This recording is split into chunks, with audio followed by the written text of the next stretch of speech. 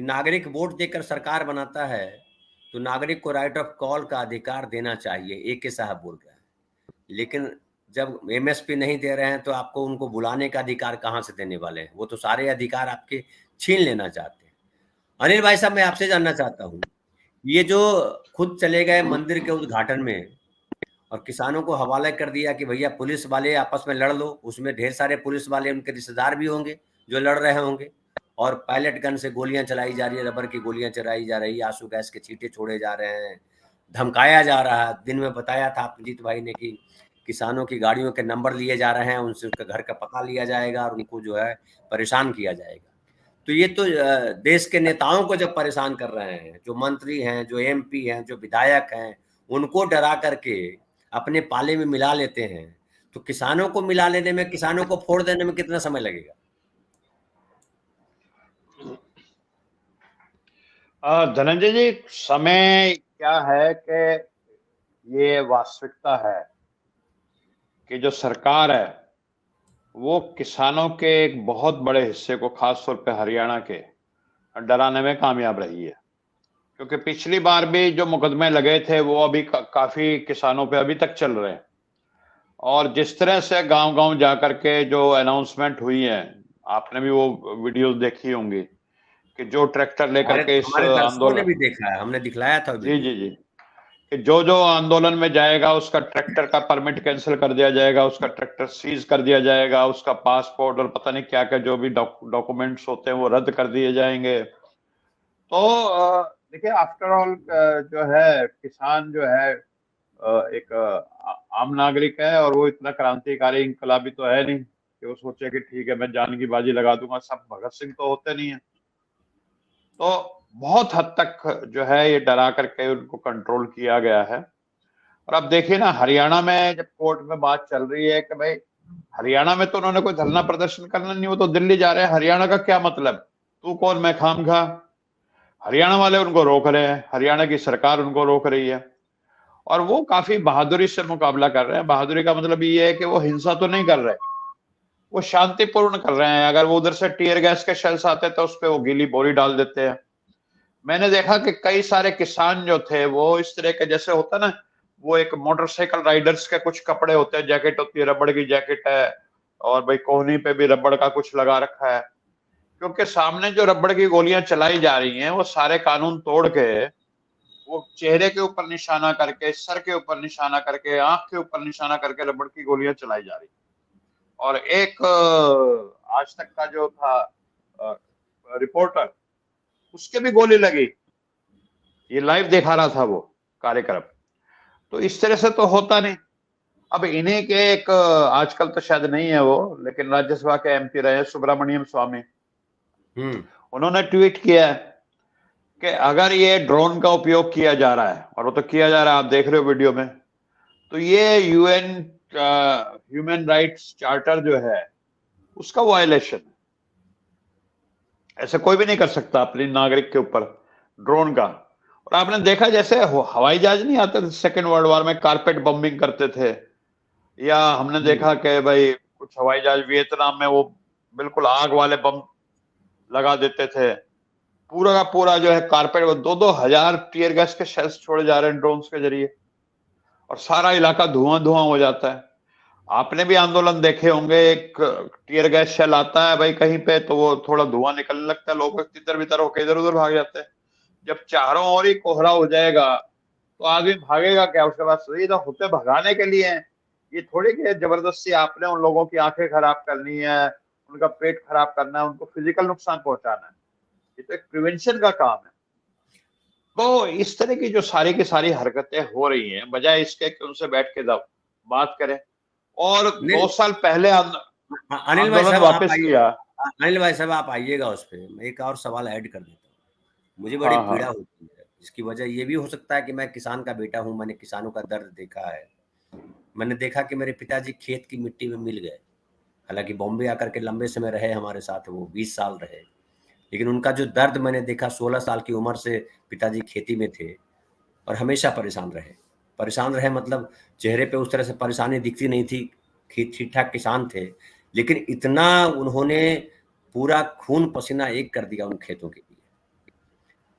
तो ये जो आप कह रहे हैं कि ये डरा रहे हैं, धमका रहे हैं, मैं कह रहा हूँ कि ऐसे नौबत आने ही क्यों देते हैं? ये कभी देखा किसी को कि अंबानी और अडानी और जो पति हैं वो धरना प्रदर्शन कर रहे हैं, वो जुलूस करने गया हुआ है?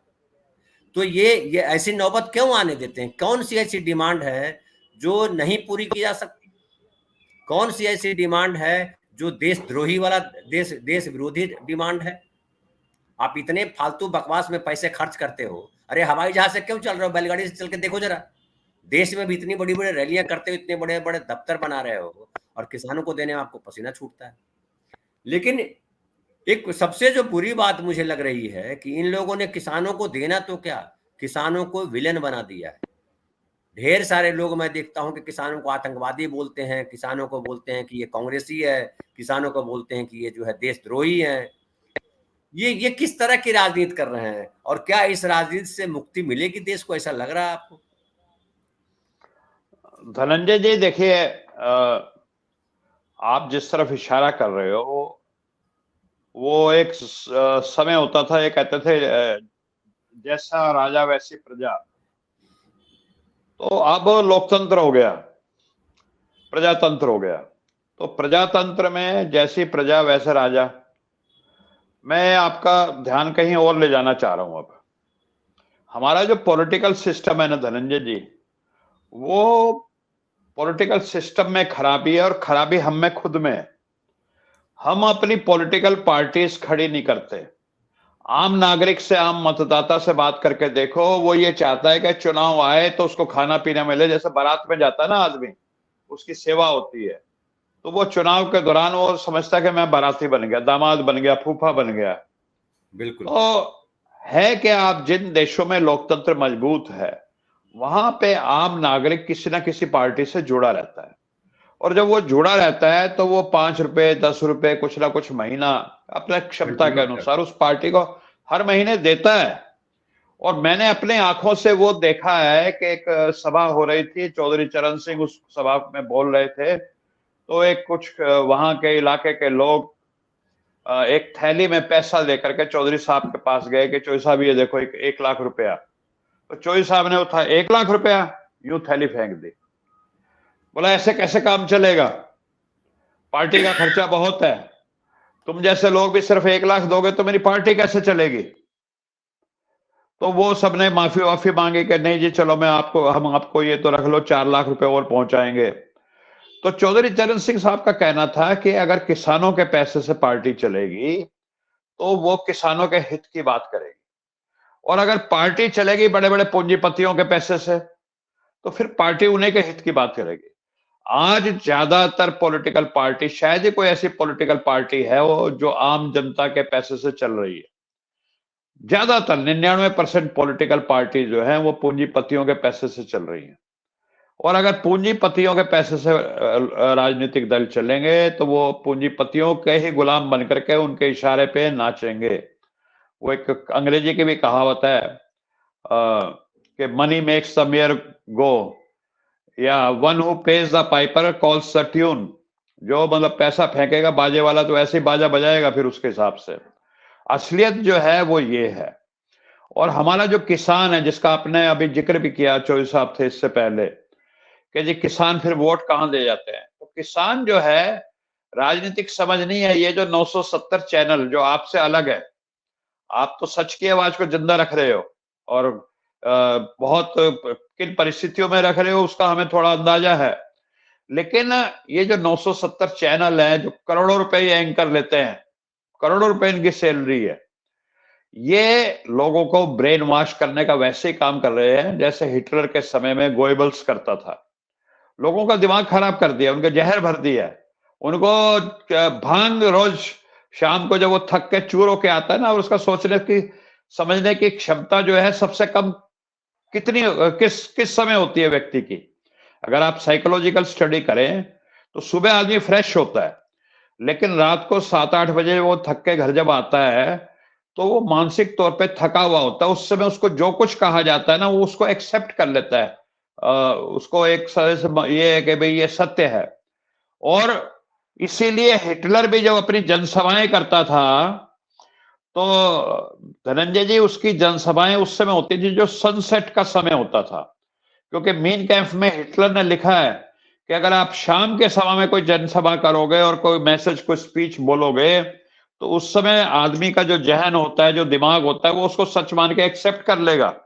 और हम देख रहे हैं आजकल हमारे ये जितने भी चैनल हैं जिसको ये प्राइम टाइम बोलते हैं, वो प्राइम टाइम वो होता है जब आदमी थक के चूर होकर के थका मांदा घर लौटता है और एक कप चाय पी रहा होता है और सामने फिर इनके एंकर आ जाते हैं, वो बकवास करते हैं, तो उसके दिमाग में घुस जाती है।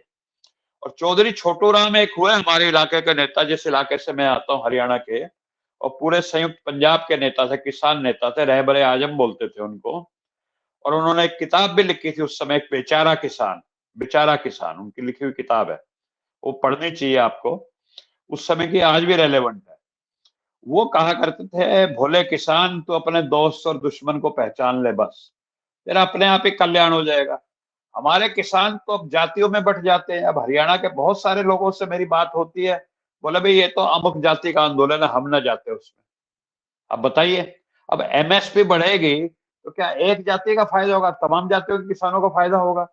लेकिन जातिवाद का जहर इतना घुसा हुआ है, फिर आपका धार्मिक जहर इतना घुसा हुआ है, तो इन सब चीजों को आप देखोगे तो सरकार उस हिसाब से टैकल कर लेती है। और उनको कॉन्फिडेंस है कि जो 970 चैनल है, इनके प्रोपेगेंडा के दम पे हम 400 पार कर जाएंगे, हमें कोई जरूरत नहीं किसानों के।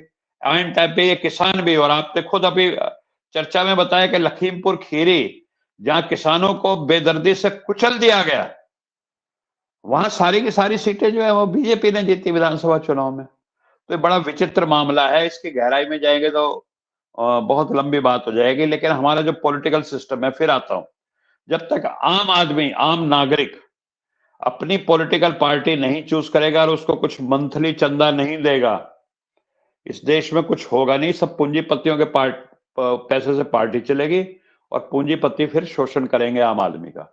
जी।